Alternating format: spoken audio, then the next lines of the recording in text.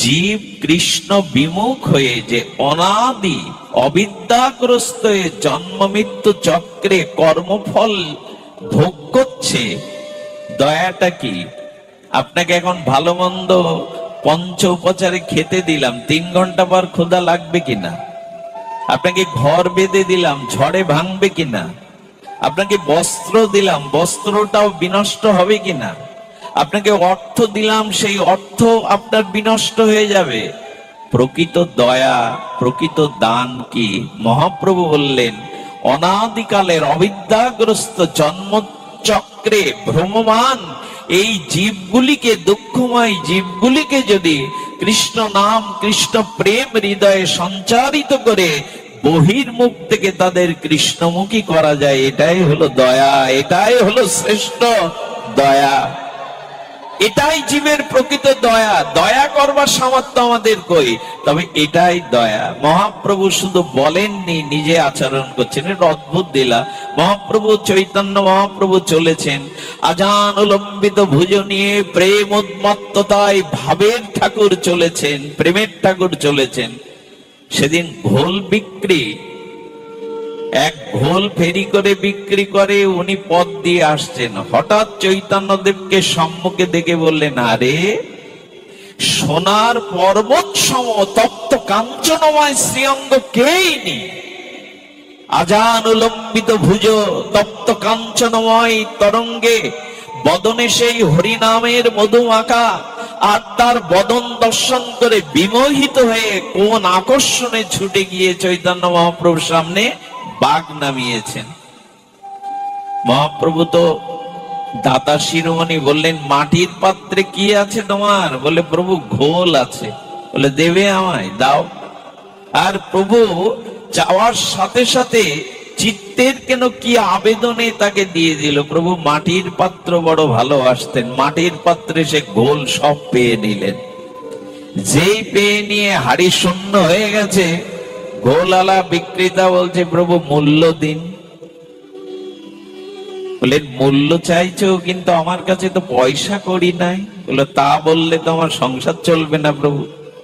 আরে ঘোল সব পেয়ে নিয়েছেন, আজ বিক্রি করা হাড়ি চলবে না, উপবাস করে থাকতে হবে। বলে, আমার কাছে তো পয়সা করি নাই। পয়সা করি নাই তো আমার চলবে কি করে? বলে, আমার কাছে একটা জিনিস আছে, সেই সম্পদ আমি তোমায় দিচ্ছি। বলে, অন্তত দিন। উনি মনে করেছেন অন্য কোন সম্পদ আছে। বলে, সম্পদ নেবে এসো। প্রভু হাতটা উত্তোলন করে বলছে, হরি বল, হরি বল, হরি বল। বলে, আমার কাছে এই সম্পদ আছে, এটা নাও। আচ্ছা, হরি বল শব্দের অর্থ কি? আমরা হরি বলি, হরি হরি হরি বল কেন? বল মানে কাউকে নিবেদন করা হচ্ছে, হরি বল, তুমি বলো। আবার আপনি বলছেন হরি বল, আমাকে বলছেন, এটা নিবেদন করা হচ্ছে বলবার জন্য। হরি বলে কয়টা অক্ষর? 4টে, হ র ব ল। মহাপ্রভু বলছেন, হতে হরি মানে কৃষ্ণ, গৌর হরি, ঋষিকেশ হরি, স্বয়ং হরি, রতে রাধা, আর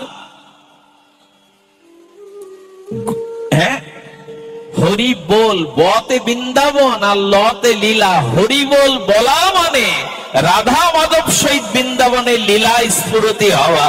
এই হরি বল এই জন্য। হতে হরি, রতে রাধা, বতে বৃন্দাবন, লতে লীলা, একই সাথে সমর্পিত করে মহা বললেন, আমার কাছে একটা সম্পদ আছে, তুমি নাও, হরি বল, হরি বল। আমাকে এক মহাত্মা বলেছিল, বিল্লমঙ্গল, যদি তোমার স্ত্রীর সাথে কখনো ঝগড়া হয় বাড়িতে, স্ত্রী যতই কটু কথা বলুক, সামনে তুমি একটু হরি বল বলবে। ও বলে যাচ্ছে তুমি হরি বল বলো। আবার স্বামী যদি ঝগড়া করে, মা বলবে। যদি স্বামী স্ত্রী পিতামাতা দুইজন বলে, তবে সন্তানদের শিখিয়ে দিলেন ওখানে হরি বল বলবে। কথা চারিয়ে যাওয়া কি সম্ভব? কষ্ট হবে আপনাদের। ভিজেন না, আপনারা বারান্দায় যান। যারা আচ্ছাদনের ভিজছেন, বারান্দায় যান, আপনারা ছায়াতে উঠুন, নিরাপদ স্থানে উঠুন, ভিজবেন না। তো হরি বল বলালেন মহাপ্রভু। মহাপ্রভু বলছে, দেখো তাও যদি তোমার অর্থ দরকার হয়, আমার শিষ্যগণ পেছনে আসছে, বৈষ্ণবগণ, ওদের কাছে চাও। আরে উনি ওই আশায় বসেছেন, বৈষ্ণবরা গৌর হরি বলতে বলতে আসছেন, বললেন তোমাদের প্রভু আমার ঘোল পাত্র খালি করে দিয়েছেন, তোমাদের কাছে যদি কিছু পাই সম্পদ দিতে বলেছে। বলেছে তুমি কি পাগল? উনি আমাদের আচার্য গুরু, গুরুর কাছে পয়সা নেই তো শিষ্যের কাছে থাকে? আরে আমাদের কাছেও তো নেই। বলি সব তো তোমরা নেই নেই বলছো, আছে কি? বলে আছে একটা জিনিস যা প্রভু দিয়েছেন, এসো তাই দিও। হরিবোল বলতে ওরাও শুরু করেছেন।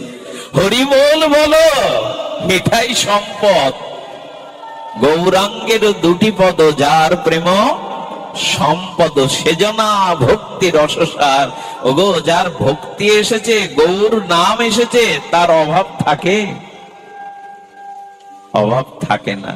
এই জন্য মহাপ্রভু এমনি করে কৃপা করছেন, বলেন বহির্মুখ জীবকে কৃষ্ণমুখী করার প্রয়াস করো।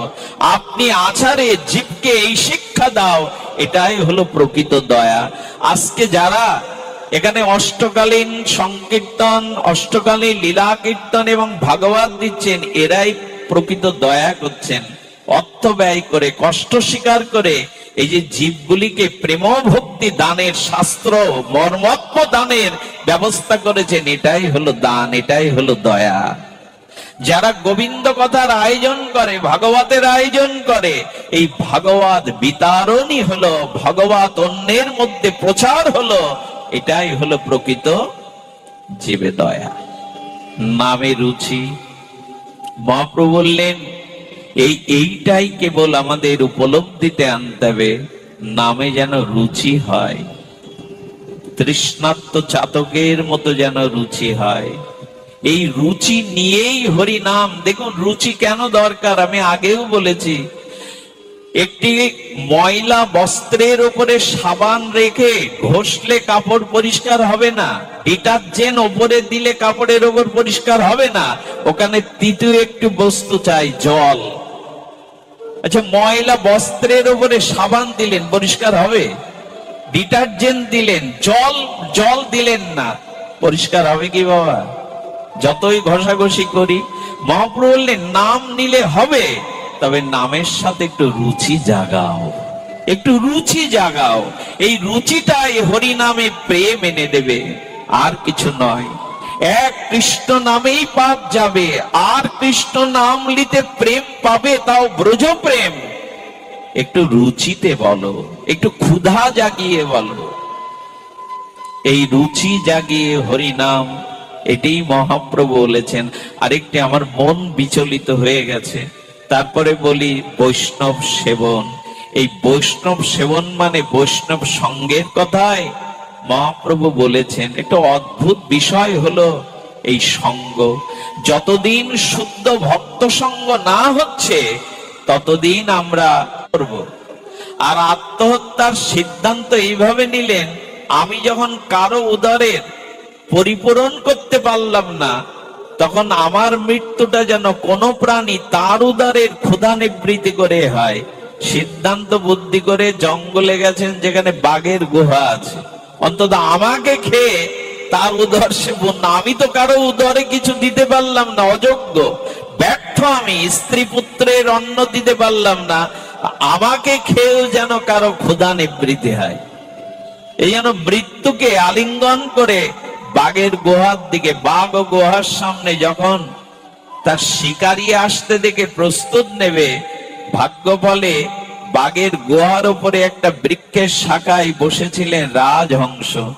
রাজহংস বললেন ব্যগ্র রাজা, তার ভাষাতেই তিনি অনুভবে বলছেন, শুনুন, দেখুন ও আপনার কাছে আসছে কোনো ভয় নিয়ে আসছে? বলো তাই তো ভাবছে, আসছে ভয় নিতে। বলো আপনার কাছে আত্মসমর্পণ করতে এসছে।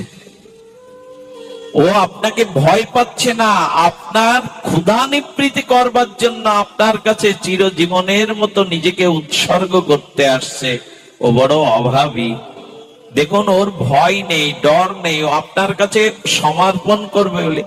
বাঘ ও বাঘিনীও তো তার বাচ্চাকে লালন পালন করে, ওদেরও তো বুকে দুধ মমতা আছে। বললো আমার কাছে ভয়ে আসছে না, আমার কাছে সমর্পণ করার জন্য আসছে।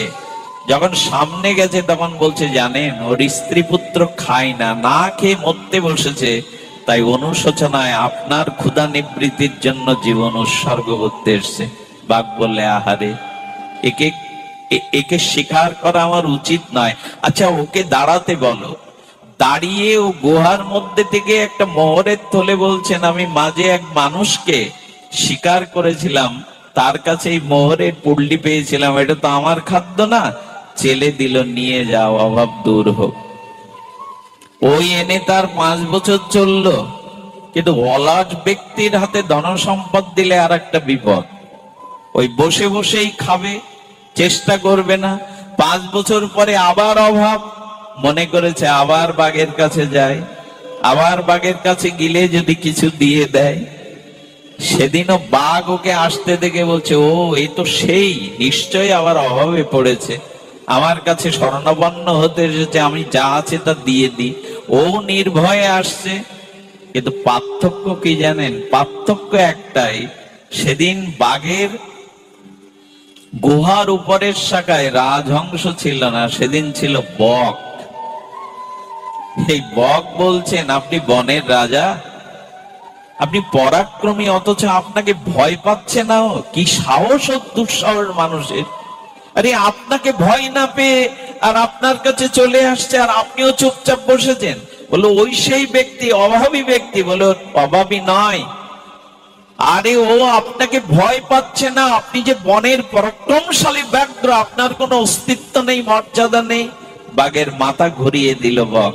বলে, সত্যিই তো, বাঘের সামনে আসবে, ভয় পাবে না। আমি বনের পশুরাজ, আমার দিকে ভয় পাবে না তা হয়? যেই সামনে গেছে, বাঘের মাথা ঘুরিয়ে দিয়েছে বক, আর সঙ্গে সঙ্গে তাকে শিকার করে খেয়ে ফেললো। পার্থক্য একটাই, মহাপ্রভু বললেন, বৈষ্ণব সঙ্গ করো, অবৈষ্ণব সঙ্গ করো না।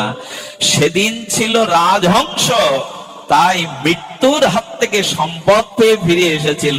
কিন্তু আজ বাঘের সঙ্গ, বক রূপে, তাই বাঘের মাথা সে বিপরীত করে দিয়ে তার মৃত্যুর কারণ হলো।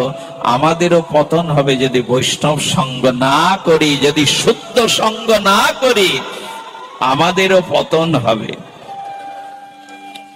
সুধীবৃন্দ, এই জন্য আমাদের উচিত হবে শুদ্ধ সঙ্গ। জীবে দয়া, নামে রুচি, বৈষ্ণব সেবন। এই বৈষ্ণব সেবা মানে বৈষ্ণব সঙ্গ। আর এই সঙ্গ করতে করতেই বৈষ্ণবের সেবা ভাবনা জাগবে। আমার মনে হয় আমি আর এগোতে পারবো না। শব্দযন্ত্র হয়তো অনিরাপদ, জল পড়তে পারে। আমি বাবাজি মহারাজ যদি এসেছেন, আমার তাকে বাবা বলেই জানি, উনি 2-5 মিনিট একটু হরি কথা রসসিঞ্চন করুন। আপনারা কোথায় আর যাবেন, এখান থেকে যাওয়ার আর জায়গা নেই। তো আসুন, আমরা ব্রজবাসীদের মতো 7 দিন ঝড় বৃষ্টিতে একটা গাভী, একটা পাখিও ব্রজ ছেড়ে যায়নি। তারা গোবিন্দের দিকে তাকিয়েছিল, আমাদের কানায় আছে। তো আমরা ওই বৃষ্টিতে আর কোথায় যাব? এসেছেন যখন, একটু কষ্ট করে বাবাজি মহারাজের পুষ্পাঞ্জলি, কথাঞ্জলি, ভাগবত অমৃতাঞ্জলি আপনারা শ্রবণ করুন। জয় রাধে, জয় নিতাই গৌর হরি বল।